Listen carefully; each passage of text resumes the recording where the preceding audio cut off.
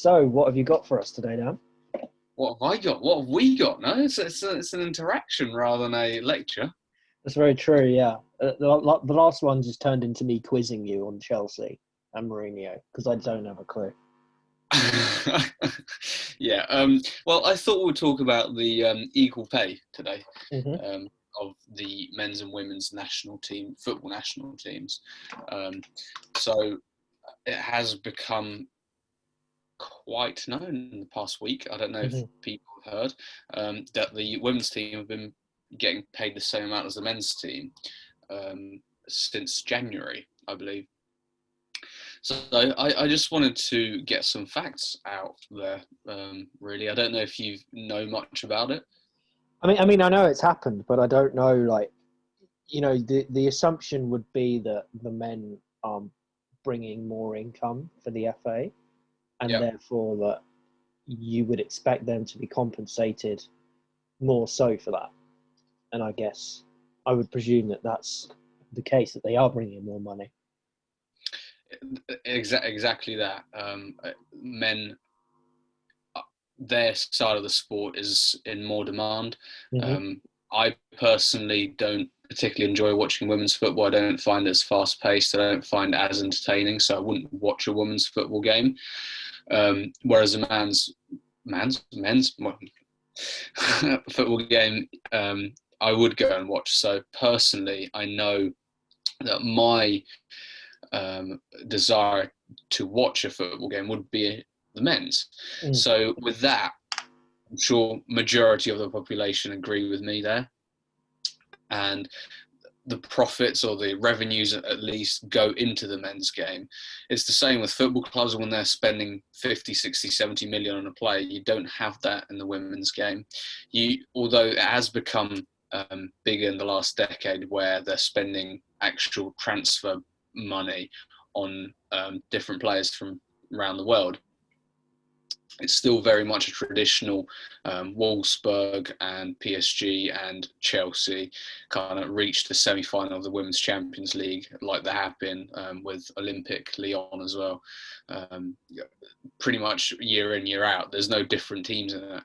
So Right. there's that the same clubs pretty much get in. There isn't a change like there is in the men's team. That the competition isn't as big. So I would question the FA's decision to do that because business-wise, you can't really run paying the same amount when one is a massive loss and one kind of just about floats because the FA isn't there to make profits. It's there to kind of put some money into the grassroots and some money into the elite players, so that kind of levels up a bit and there's constant flow from the grassroots to the national team. So having to do that plus juggling the women's game where they're playing less games and with less people watching them, that means there's less TV money coming in. In today's age, TV money is a lot of money. So with that, I don't know the facts here, unfortunately, but I would want to know how much FA are at a loss paying the women. Yeah, exactly. It would really depend on whether they can afford to make that loss in the first place. And if they can, then this conversation would be pretty irrelevant by that point. But it's like, there's a team just down the road from me here in Brighton called Lewes, like Lewis Town FC. They're really small and they pay their men's and women's teams exactly the same, even though the women's, I know pretty certainly, still don't make any money at all, and the men bring in pretty much all the revenue, and they're doing that at a loss. And it's like this isn't just harmful to this is harmful to the success of the team, basically, because the team could well go under if they're not making money and they're putting putting money into something like the women's team, which is making a huge loss. So you've mentioned Lewes. That Mm-hmm. actually reminded me of a few things. So Lewes I think they were the first team in the UK to do so, to Mm. pay equal wages. And from what I know or it was the fact, I don't know if it is anymore, that the women's team is actually better than the men's team league-wise. Yeah. So the women's team is a much higher league than the men's team is. So the women's are more, they've got more chance of actually bringing more money in. And I don't know if that's had any sort of impact on their decision. But of course, not that it's probably going to happen, but if the men's team the next 10 years do a Bournemouth and just shoot up into the Premier League, is that going to be the same case? Because I very highly doubt that Lewis will be able to pay their players, I don't know, 50 grand a week or whatever it is to be a Premier League player fighting relegation. I'm sure there's, really decent money in comparison to the average Joe of me and you. So I think it's a decision made on the basis that they're both very lower league teams, whereas the English national team, respectively, the women's team is very good. Don't get me wrong, I'm not slating them. They've gone to World Cup finals and semi-finals and whatnot, where the men's team haven't. But the men's team are the ones who get the sponsorships. They're the ones who bring in the TV revenues. They're the ones who go out and fly out to all these different countries, and you get all these different supporters from around the world saying, "Oh, we love Harry Kane, we love Raheem Sterling," and it's that image that you don't have with the women's. The only women's player that I know is Alex Morgan, I think, and she's American. Other than that, I don't really know of many others. I couldn't name a single one either. I mean, I know a handful of American ones, but that's genuinely because of what the media have portrayed them out to be. Like with Rapinoe, she received a Golden Globe or whatever the women's award is, Golden Ball, not Golden Globe, and some fan walked up to her and wanted to get a signature, and she treated that fan with the utmost disrespect, and that's where the media kind of went, well, what do you think of yourself? Like, elite footballers, the men's footballers don't do that, but you think that because you're a woman kind of thing, the shithousery that the media turn around can do that. And she never denied that or never said anything about it. So that kind of annoyed even the likes of me more, because if you kind of just confront it and say, well, yeah, I didn't mean to do that, it just came across that way, or say, well, yeah, I'm the best footballer in the world, or just confront it, just say what it is, because a fan literally approached her and she looked away as she was signing it and kind of pushed the fan away, which is just a bit like, it's a little kid who's trying to big up your image basically by being a fan, and you're treating them like that, which doesn't exactly help with the sponsorship money, where the whole image of the player is seen to be this great footballer or great athlete. Well, the thing that I noticed with what you just said about what her name is, Rapinoe or whatever, that it seems like she's trying to have it both ways, where she's trying to claim that she's this big superstar, right, and who can act that way towards fans, but then in the same breath, the US women's national football team took the American Football Association to court because they were paid less, and it's like and what they don't understand is that that's the deal they asked for. That's the deal that the women's team asked for. They asked, I can't remember the exact details. Basically, it was either you're paid on the number of games that you played, or you're just paid this flat annual salary. And if I remember correctly, and they took the former deal where it was paid on how many games you play, and they earned less. And they tried to take them to court for that, even though they asked for that deal. So it seems like you're trying to act like you're oppressed and you're, being discriminated against when you asked for it. And then you also want to turn around to this kid and be a bit of a dick to him, as though you're better than him. Yeah. So it's a weird, what's the word, dichotomy? Or way of looking at it. Yeah, I see what you're saying, but I have a problem with national teams paying their players to play for them. Playing for your national team should be pride. It shouldn't be a club where it's essentially your job to go and perform and do that thing. Whereas if you go and get called up to play for your national team, that's a privilege in itself. You're good enough to do that. You're a good enough athlete from what is deemed by the coaching department. That should be it. There shouldn't be any more incentive to it. So they shouldn't pay the coaches then? The coaching is a different department. The players shouldn't get paid, is my argument. What? Because it should just be about national pride. Yeah. So maybe not national pride. You word it how you want it. But if you're being selected for your country, you're one of the best athletes in your country. That should be in itself something that you look at and say, well, actually, I'm going to go and do that because that will showcase that I'm one of the best athletes that this country has got. Instead of going and having more incentive to what you already earn for probably $100,000 a week, if not more. Yeah, probably a lot more than that. What do the likes of Andorra, do they get that money? No. They're semi-professional players. No disrespect to them. It's just how it is. They're semi-professional players who've got jobs and they play football part-time.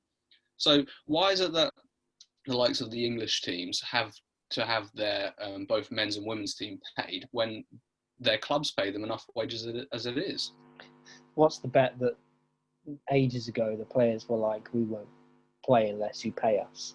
Back when the Premier League wages weren't what they are today, and they were like, we need this in order to be considered like professional athletes, and that back then that probably would have made sense because they maybe would have been losing money and things when the athletes were amateurs, when they've turned professional and they're earning more than I guess the average person would earn in 10 years what they do in a week.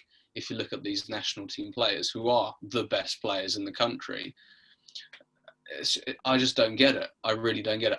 Don't get me wrong, I fully agree with you that the coaching staff and the actual setup of the national teams should be, but the actual players shouldn't be, because the coaching department, that's their only job. They don't work on daily basis as such as going and training, but they are scouting the players pretty much every game. They're looking at them, they're analysing who's the best one, how they'll come into the team and how they'll play the 11 around there. So their job might not be the same as a club job, but they're still working 12 months of the year. Whereas why is it that you essentially have two jobs when you're called up to the national team? I just don't get it. Yeah, the only thing I can think of, I'm going to relate this back to rugby, because rugby works in a similar way where they have central contracts. England players have central contracts with the RFU and with their club. So if you play for the national team, for England rugby, you get a lot more money than if you just play club rugby. So they play club rugby and they play international rugby, and they get a hell of a lot more money than the guys that just play club rugby. And that's a way of incentivizing these guys to continue to strive to be better and better, because that's where they make a lot of their money, is playing international rugby. Now, football is completely different because the money isn't in international football. The money is in domestic tournaments. It's in the Champions League. Well, it's actually in the Premier League and in the Champions League. That's where all the money is, really.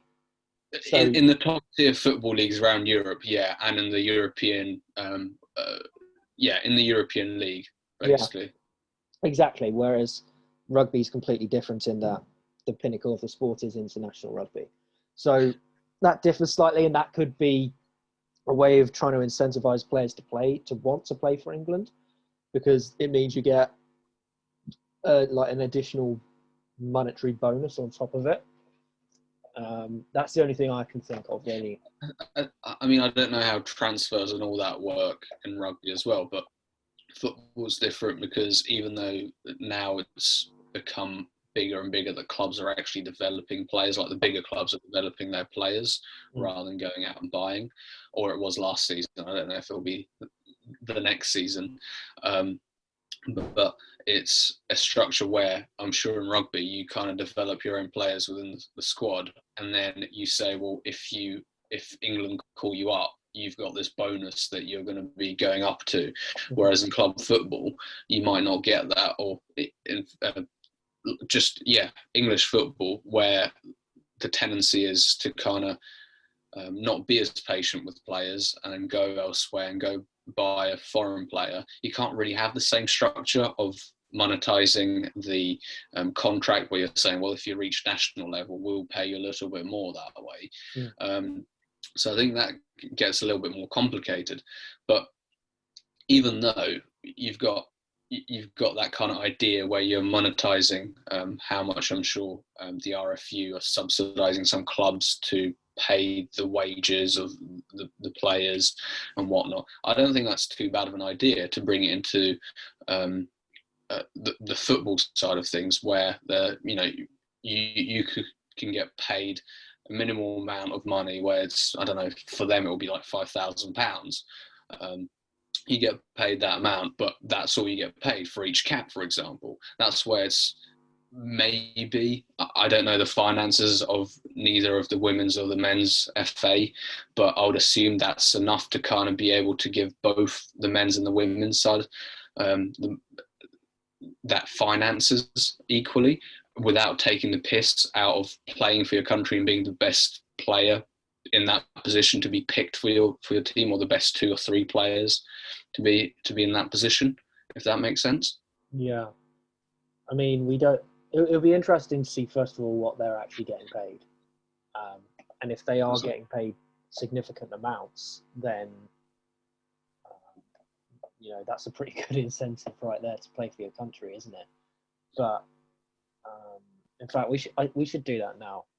Ignore this awkward silence whilst I Google how much it's very strange, because I mean it's you could be from, again, I'm not trying to disrespect the countries that are at Andorra's level or Andorra themselves, but they don't have as much funding as the English FA do. And if you've got a player born in the UK, there's a lot more incentive for them to go and play for the national team than someone born in Andorra trying to go and play football for the national team there. Okay, so players basically get a minimum of 25 grand a year from the FA, and then they've got a further £5,000 through bonuses.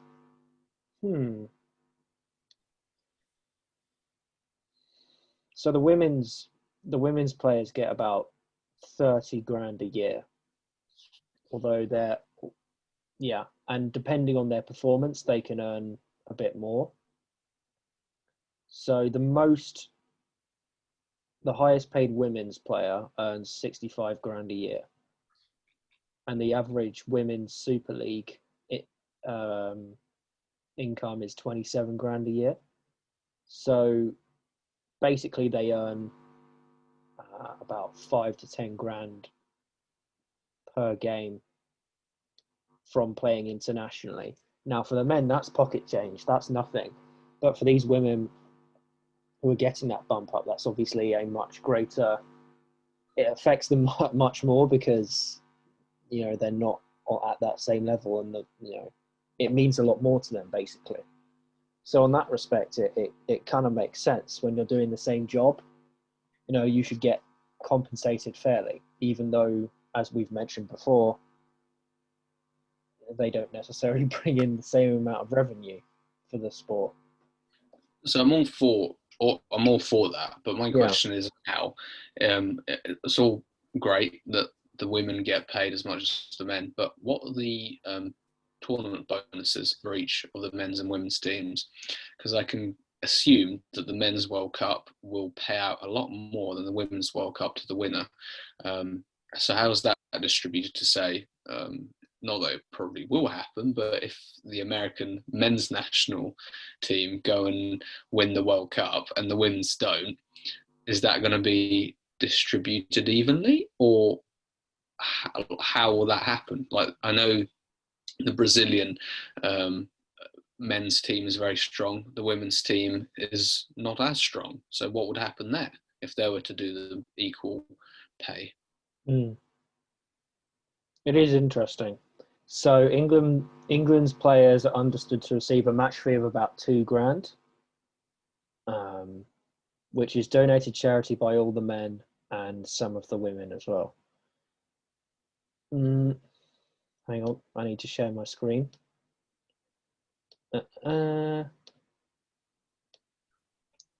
Cool.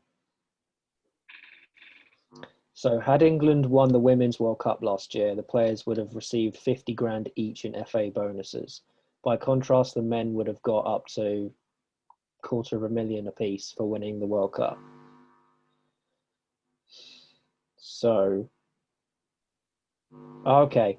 So the French FA got $38 million in prize money for winning the Men's World Cup, whereas the US Soccer Federation got $4 million for winning the Women's World Cup. So that's the disparity. In total, FIFA awarded £30 million dollars to the competing women's teams and $400 million to the men. Jesus. So when teams are going to be paid equally, how are the English FA going to be able to accommodate that? If the men's team don't get out of the quarterfinals or get out of the groups, and the women's team get to the final, how is that going to be an equal pay from that? Exactly right. The logical answer, perhaps, would be just to get more people watching women's football, but you can't just click your fingers and say, right, more people are going to watch women's football now. It doesn't work that way. So it's a funny one, this one, because logically speaking, they are doing the same job. So you would assume they should be compensated fairly, but it just doesn't add up when they're not bringing in any revenue. And this is my big issue, is they're not doing that. The men are.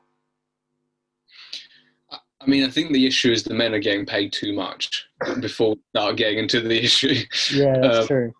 And from there on, it is an issue that, there's not enough desire for the women's game from the fans to watch it. There's not enough fans for there to be the sustainability for the men's team that are getting paid.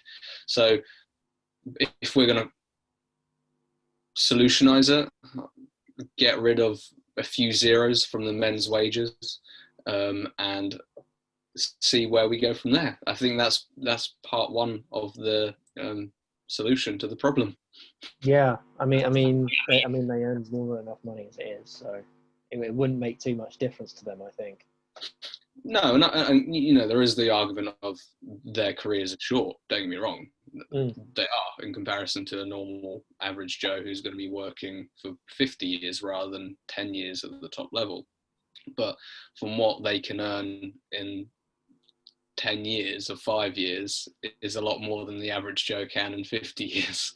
And don't forget as well, if you're a successful footballer, you'll be able to make money for the rest of your life from other sponsorships, other TV opportunities that you can get.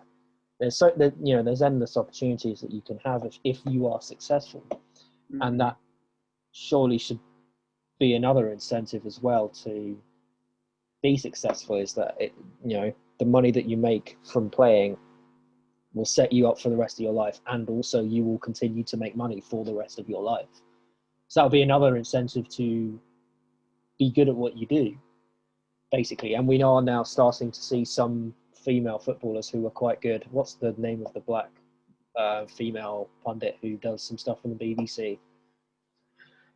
Is it Aluko? Aluko. Is that the one you're talking about? I'm not talking about Aluko. I can't remember her name. It's Alex something. It's not Alex Morgan, the American. Yeah, I know who you mean. Yeah, I know. I mean, I know who you mean. I'm sure the viewers or listeners would. The one or two that listen would. they'll know what we're on about. When that woman, she is now able to make money from doing punditry because women's football is getting bigger and bigger, and she was pretty good at what she did. I think she might be one of the most capped England women's players of all time. So, and she's a pretty good pundit as well, to be fair. So, there's another incentive to be good at your job, and she will continue to make money as long as she is a good pundit for the rest of her life. So, I don't really know where that was going, but that's just another point to think about when we're discussing this.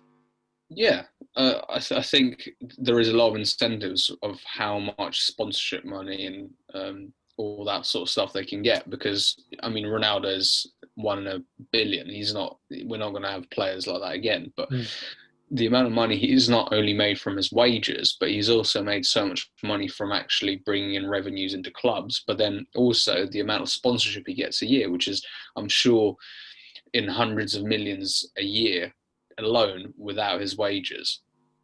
So him starting out his own brands, I don't know, he does underwear and stuff like that, doesn't he? But not that I wear them, but I think he does. The amount of money he's making from running his own businesses on the side, on top of how much he earns as well, that's going to pretty much set him up for the rest of his life, even if he chooses to not do anything pretty much and still live the lifestyle that he does now. I'm sure that he'll be able to live very, very comfortably. Definitely, yeah. So it's a funny one. I think they can do it if they're smart with it financially. And looking at it, it doesn't seem like it's a huge amount of money when you consider, the revenue that they're making. But it's a good thing, I think. I just question the financial literacy behind it, whether they can afford to keep doing this long term at a loss. We'll find out, won't we, by the next World Cup or the next Euros, when one team does really well and the other one does really badly. We'll be able to kind of see what's going on, because I'm sure that there's some sort of term or condition in their contracts where they're saying they're paying them equally, but that might be just for the games that they play. It doesn't include any bonuses from competitions. So that way they're doing the morally right thing, but they're also being that financially literate, like you say, without being too silly on what they can actually do. Yeah. It's a funny one. So I think that's a good point for us to end this, wouldn't you say? Yeah, I think we're both worded out on this. We don't know any more facts than we already do off what we've said. So exactly, yeah. What we've just researched in the recording of this podcast. So thanks for listening, and we'll see you on Friday. Yeah, see you then, guys.